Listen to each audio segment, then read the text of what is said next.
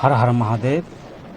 19 मार्च 2026 गुरुवार चैत्र मास अमावास्या प्रातः 6 घंटा 21 मिनिट समय पर्यंत रहिबो। नक्षत्र पूर्व भाद्रव प्रातः 5 घंटा 56 मिनिट समय पर्यंत रहिबो। सूर्योदय 6 घंटा, सूर्यास्त 5 घंटा 52 मिनिट, चंद्रोदय 6 घंटा 30 मिनिट। जमगंड 6 घंटा 35 मिनिट रु 8 घंटा 5 मिनिट, कुलिका काल 9 घंटा 35 मिनिट रु 11 घंटा 4 मिनिट, दुर्मुहूर्त 10 घंटा 35 मिनिट रु 11 घंटा 22 मिनिट एवं 3 घंटा 22 मिनिट रु 4 घंटा 9 मिनिट। शुभ मुहूर्त अभिजित मुहूर्त 12 घंटा 10 मिनिट रु 12 घंटा 58 मिनिट, अमृत काल 11 घंटा 31 मिनिट रु 1 घंटा 2 मिनिट, ब्रह्म मुहूर्त 4 घंटा 58 मिनिट रु 5 घंटा 46 मिनिट। 19 मार्च 2026 गुरुवार राहु अपराह्न 2 घंटा 4 मिनिट रु 3 घंटा 34 मिनिट समय पर्यंत रहिबो। चंद्रमा मीन राशि रे संचार करुछि। 19 मार्च 2026 रे बृहस्पति ग्रह मेष राशि रे गोचर करुछन्ते।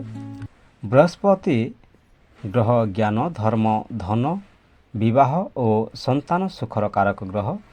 ଏହି ଗୋଚର ଧୀରେ ଧୀରେ ଶୁଭ ଫଳ ଦେଇଥାଏ। ଲଗ୍ନ ଅନୁସାରେ ଭାବେ ସଫଳ ଦିଆଯାଇଛି। ମେଷ ରାଶି ବୃହସ୍ପତି ଗ୍ରହ ଆପଣଙ୍କ ରାଶିର ପ୍ରଥମ ଭାବରେ ଅଛନ୍ତି। ଆଜି ବୃହସ୍ପତିଙ୍କର କୃପାରେ ଆର୍ଥିକ ସ୍ଥିତି ସୁଧାରିବ। ନୂତନ କାମ ଆରମ୍ଭ ପାଇଁ ଭଲ ସମୟ ରହିଛି। ପରିବାରରେ ସନ୍ତାନ ବଢ଼ିବ, ଆତ୍ମବିଶ୍ୱାସ ବଢ଼ିବ, ଜୀବନରେ ନୂଆ ଦିଗ ମିଳିବ, ସମ୍ମାନ ବଢ଼ିବ, ଭାଗ୍ୟ ଆପଣଙ୍କ ପକ୍ଷରେ ରହିବ। ଶିକ୍ଷା ଓ କାର୍ଯ୍ୟକ୍ଷେତ୍ରରେ ଭଲ ଫଳ ମିଳିବ। ପ୍ରତିକାର ଗୁରୁବାର ଦିନ ହଳଦୀ ଦାନ କରନ୍ତୁ। ମେଷ ରାଶି ବୃହସ୍ପତି ଗ୍ରହ ଆପଣଙ୍କ ରାଶିର ପ୍ରଥମ ଭାବରେ ଅଛନ୍ତି। ଆଜି ବୃହସ୍ପତିଙ୍କର କୃପାରୁ ଆର୍ଥିକ ସ୍ଥିତି ସୁଧାରିବ। ନୂତନ କାମ ଆରମ୍ଭ ପାଇଁ ଭଲ ସମୟ। ପରିବାରରେ ସମ୍ମାନ ବଢ଼ିବ, ଆତ୍ମବିଶ୍ୱାସ ବଢ଼ିବ, ଜୀବନରେ ନୂଆ ଦିଗ ମିଳିବ, ସମ୍ମାନ ବଢ଼ିବ, ଭାଗ୍ୟ ଆପଣଙ୍କ ପକ୍ଷରୁ ରହିବ।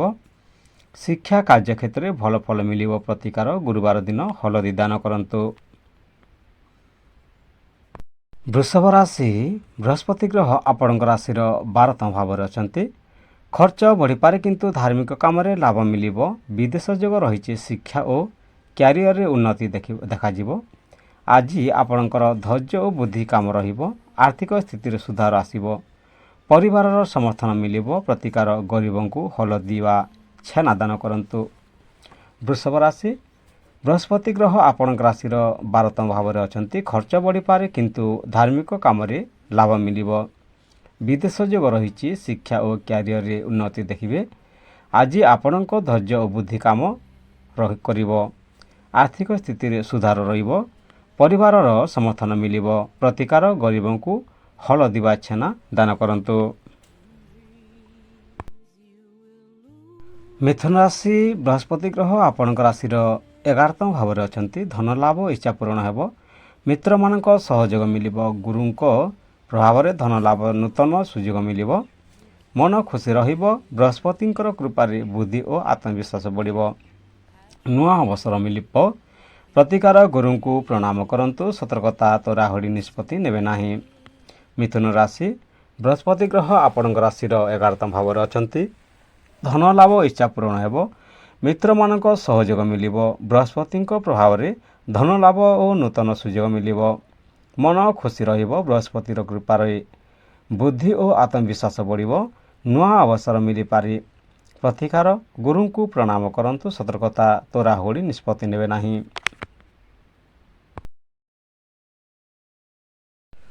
କର୍କଟ ରାଶି ବୃହସ୍ପତି ଗ୍ରହ ଆପଣଙ୍କ ରାଶିର 10ମ ଭାବରେ ଅଛନ୍ତି। କାର୍ଯ୍ୟକ୍ଷେତ୍ରରେ ଉନ୍ନତି, ପଦୋନ୍ନତି ବା ସମ୍ମାନ ମିଳିପାରେ। ପରିବାର ଓ ସମ୍ପର୍କରେ ମଧୁରତା ଆସିବ। ନୂତନ ଯୋଜନା ସଫଳ ହେବ। ମନ କିଛି ଅସ୍ଥିର ହୋଇପାରେ। ଧୈର୍ଯ୍ୟ ରଖିଲେ ସମସ୍ୟା ଦୂର ହେବ।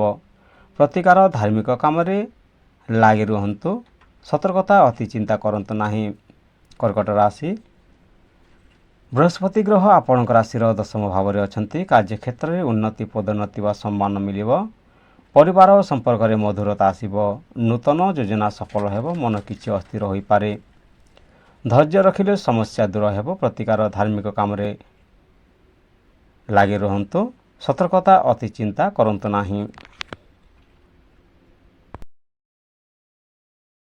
ସିଂହ ରାଶି ବୃହସ୍ପତି ଗ୍ରହ ଆପଣଙ୍କ ରାଶିର ନବମ ଭାବରେ ଅଛନ୍ତି। ଭାଗ୍ୟ ଶକ୍ତିଶାଳୀ ହେବ। ଧାର୍ମିକ କାର୍ଯ୍ୟ ଓ ଯାତ୍ରାର ଯୋଗ ରହିଛି। କାର୍ଯ୍ୟକ୍ଷେତ୍ରରେ ପ୍ରଶଂସା ମିଳିବ। ଉଚ୍ଚ ଅଧିକାରୀଙ୍କ ସହଯୋଗ ମିଳିବ। ବନ୍ଧୁ ଓ ସମାଜରୁ ସମ୍ମାନ ମିଳିବ। ନୂଆ ଯୋଜନା ସଫଳ ହେବ। ପ୍ରତିକାର ଆବଶ୍ୟକତାଙ୍କୁ ସାହାଯ୍ୟ କରନ୍ତୁ। ସତର୍କତା ଅହଙ୍କାର ରଖନ୍ତୁ ନାହିଁ। ସିଂହ ରାଶି ବୃହସ୍ପତି ଗ୍ରହ ଆପଣଙ୍କ ରାଶିର ନବମ ଭାବରେ ଅଛନ୍ତି। ଭାଗ୍ୟ ଶକ୍ତିଶାଳୀ ହେବ। ଧାର୍ମିକ କାର୍ଯ୍ୟ ଓ ଯାତ୍ରାର ଯୋଗ ରହିଛି। କାର୍ଯ୍ୟକ୍ଷେତ୍ରରେ ପ୍ରଶଂସା ମିଳିବ। ଉଚ୍ଚ ଅଧିକାରୀଙ୍କ ସହଯୋଗ ମିଳିବ। ବନ୍ଧୁ ଓ ସମାଜରୁ ସମ୍ମାନ ମିଳିବ। ନୂଆ ଯୋଜନା ସଫଳ ହେବ। ପ୍ରତିକାର ଆବଶ୍ୟକତାଙ୍କୁ ସାହାଯ୍ୟ କରନ୍ତୁ। ସତର୍କତା ଅହଙ୍କାର ରଖନ୍ତୁ ନାହିଁ। କନ୍ୟା ରାଶି ବୃହସ୍ପତି ଗ୍ରହ ଆପଣଙ୍କ ରାଶିର ଅଷ୍ଟମ ଭାବରେ ଅଛନ୍ତି। ବୃହସ୍ପତିଙ୍କର ଦୃଷ୍ଟି ଆପଣଙ୍କୁ ନୂତନ ଶିକ୍ଷା ସୁଯୋଗ ଦେବ। ଯାତ୍ରା ସମ୍ଭାବନା ରହିଛି। ଅଚାନକ ସମସ୍ୟା ବା ବିଳମ୍ବ ଆସିପାରେ। ସତର୍କ ରୁହନ୍ତୁ। କାର୍ଯ୍ୟକ୍ଷେତ୍ରରେ ଉନ୍ନତି ପ୍ରଶଂସା ମିଳିପାରେ। ଉଚ୍ଚ ଅଧିକାରୀଙ୍କ ସହଯୋଗ ମିଳିପାରେ। ପ୍ରତିକାର ଗୁରୁବାର ଦିନ ହଳଦୀ ତିଲକ କରନ୍ତୁ। କନ୍ୟା ରାଶି ବୃହସ୍ପତି ଗ୍ରହ ଆପଣଙ୍କ ରାଶିର ଅଷ୍ଟମ ଭାବରେ ଅଛନ୍ତି। ଗୁରୁଙ୍କର ଦୃଷ୍ଟି ଆପଣଙ୍କୁ ନୂତନ ଶିକ୍ଷା ଓ ସୁଯୋଗ ଦେବ। ବୃହସ୍ପତିଙ୍କର ଦୃଷ୍ଟି ଆପଣଙ୍କୁ ନୂତନ ଶିକ୍ଷା ଓ ସୁଯୋଗ ଦେବ। ଯାତ୍ରା ସମ୍ଭାବନା ରହିଛି। ଅଚାନକ ସମସ୍ୟା ବା ବିଳମ୍ବ ଆସିପାରେ। ସତର୍କ ରୁହନ୍ତୁ। କାର୍ଯ୍ୟକ୍ଷେତ୍ରରେ ଉନ୍ନତି ପ୍ରଶଂସା ମିଳିପାରେ। ଉଚ୍ଚ ଅଧିକାରୀଙ୍କ ସହଯୋଗ ମିଳିପାରେ। ପ୍ରତିକାର ଗୁରୁବାର ଦିନ ହଳଦୀ ତିଲକ କରନ୍ତୁ। ତୁଲା ରାଶି ବୃହସ୍ପତି ଗ୍ରହ ଆପଣଙ୍କ ରାଶିର ସପ୍ତମ ଭାବରେ ଅଛନ୍ତି। ଦାମ୍ପତ୍ୟ ଜୀବନରେ ସୁଖ ଓ ସମ୍ମିଳନ ବଢ଼ିବ। ବ୍ୟବସାୟରେ ଲାଭ ହେବ। ଧନ ସମ୍ପତ୍ତି ସମ୍ବନ୍ଧୀୟ କାମ ସଫଳ ହେବ। ଆତ୍ମବିଶ୍ୱାସ ବଢ଼ିବ। ଭାଗ୍ୟ ଆପଣଙ୍କ ପକ୍ଷରେ ରହିବ।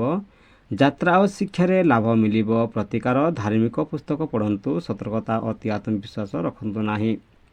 ତୁଲା ରାଶି ବୃହସ୍ପତି ଗ୍ରହ ଆପଣଙ୍କ ରାଶିର ସପ୍ତମ ଭାବରେ ଅଛନ୍ତି। ଦାମ୍ପତ୍ୟ ଜୀବନରେ ସୁଖ ଓ ସମ୍ମିଳନ ବଢ଼ିବ। ବ୍ୟବସାୟରେ ଲାଭ ହେବ। ଧନ ସମ୍ପତ୍ତି ସମ୍ବନ୍ଧୀୟ କାମ ସଫଳ ହେବ। ଆତ୍ମବିଶ୍ୱାସ ବଢ଼ିବ। ଭାଗ୍ୟ ଆପଣଙ୍କ ପକ୍ଷରେ ରହିବ। ଯାତ୍ରା ଓ ଶିକ୍ଷାରେ ଲାଭ ମିଳିବ। ପ୍ରତିକାର ଧାର୍ମିକ ପୁସ୍ତକ ପଢ଼ନ୍ତୁ। ସତର୍କତା ଅତି ଆତ୍ମବିଶ୍ୱାସ ରଖନ୍ତୁ ନାହିଁ। ବିଛା ରାଶି ବୃହସ୍ପତି ଗ୍ରହ ଆପଣଙ୍କ ରାଶିର ଷଷ୍ଠ ଭାବରେ ଅଛନ୍ତି। ଶତ୍ରୁ ଉପରେ ବିଜୟ। ରୋଗ ଓ ଋଣରୁ ରାହତ ମିଳିପାରେ। ଆଜି ଆପଣଙ୍କର ମିଶ୍ର ଫଳ ମିଳିବ। କିଛି ଚିନ୍ତା ଥାଇପାରେ କିନ୍ତୁ ଶେଷରେ ସଫଳତା ମିଳିବ। ଆର୍ଥିକ ମାମଲାରେ ସତର୍କ ଆବଶ୍ୟକ। ହଠାତ୍ ଖର୍ଚ୍ଚ ବଢ଼ିବ। ପ୍ରତିକାର ଗରିବଙ୍କୁ ହଳଦୀ ଦାନ କରନ୍ତୁ। ବିଛା ରାଶି ବୃହସ୍ପତି ଗ୍ରହ ଆପଣଙ୍କ ରାଶିର ଷଷ୍ଠ ଭାବରେ ଅଛନ୍ତି। ଶତ୍ରୁ ଉପରେ ବିଜୟ ରହିବ। ରୋଗ ଓ ଋଣରୁ ମୁକ୍ତି ମିଳିବ। ଆଜି ଆପଣଙ୍କୁ ମିଶ୍ର ଫଳ ମିଳିବ। କିଛି ଚିନ୍ତା ଥାଇପାରେ କିନ୍ତୁ ଶେଷରେ ସଫଳତା ମିଳିବ। ଆର୍ଥିକ ମାମଲାରେ ସତର୍କ ରୁହନ୍ତୁ। ହଠାତ୍ ଖର୍ଚ୍ଚ ବଢ଼ିବ। ପ୍ରତିକାର ଗରିବଙ୍କୁ ହଳଦୀ ଦାନ କରନ୍ତୁ। ଧନୁରାଶି ବୃହସ୍ପତି ଗ୍ରହ ଆପଣଙ୍କ ରାଶିର ପଞ୍ଚମ ଭାବରେ ଅଛନ୍ତି। ବୃହସ୍ପତି ଆପଣଙ୍କର ଲଗ୍ନ ରାଶିର ସ୍ୱାମୀ ଥିବାରୁ ଅତ୍ୟନ୍ତ ଶୁଭ ଫଳ ଦେବେ। ସମସ୍ତ କାମରେ ସଫଳତା ମିଳିବ। ଦାମ୍ପତ୍ୟ ଜୀବନରେ ସୁଖ ଓ ସମନ୍ୱୟ ରହିପାରେ। ବ୍ୟବସାୟରେ ଲାଭ ମିଳିବ। ଶିକ୍ଷା ଓ ସନ୍ତାନ ସୁଖରେ ଉନ୍ନତି ରହିବ। ପ୍ରେମ ସମ୍ପର୍କ ଶକ୍ତିଶାଳୀ ହେବ। ପ୍ରତିକାର ଜୀବନ ସଙ୍ଗୀଙ୍କୁ ସମ୍ମାନ କରନ୍ତୁ। ଧନୁରାଶି ବୃହସ୍ପତି ଗ୍ରହ ଆପଣଙ୍କ ରାଶିର ପଞ୍ଚମ ଭାବରେ ଅଛନ୍ତି। ବୃହସ୍ପତି ଆପଣଙ୍କର ଲଗ୍ନ ରାଶିରେ ଥିବାରୁ ଅତ୍ୟନ୍ତ ଶୁଭ ଫଳ ଦେବେ। ସମସ୍ତ କାମରେ ସଫଳତା ମିଳିବ। ଦାମ୍ପତ୍ୟ ଜୀବନରେ ସୁଖ ଓ ସମନ୍ୱୟ ରହିବ। ବ୍ୟବସାୟରେ ଲାଭ ମିଳିବ। ଶିକ୍ଷା ଓ ସନ୍ତାନ ସୁଖରେ ଉନ୍ନତି ହେବ। ପ୍ରେମ ସମ୍ପର୍କ ଶକ୍ତିଶାଳୀ ହେବ। ପ୍ରତିକାର ଜୀବନ ସଙ୍ଗୀଙ୍କୁ ସମ୍ମାନ କରନ୍ତୁ।